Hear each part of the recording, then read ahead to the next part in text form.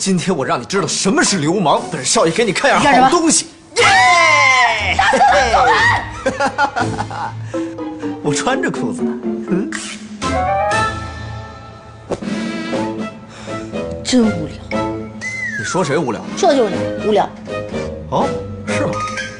那本少爷跟你好好聊聊好不好？我来啦！怎么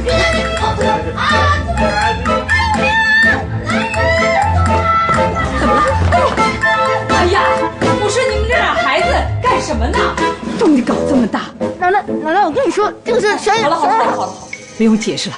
奶奶是过来人，你们是新婚，奶奶理解。不是，奶奶，我跟你说，不是你想象中那个样子。不是，奶奶，以后啊，动静别搞这么大啊，这么多的人，你们无所顾忌呢。好，我知道了，注意点啊。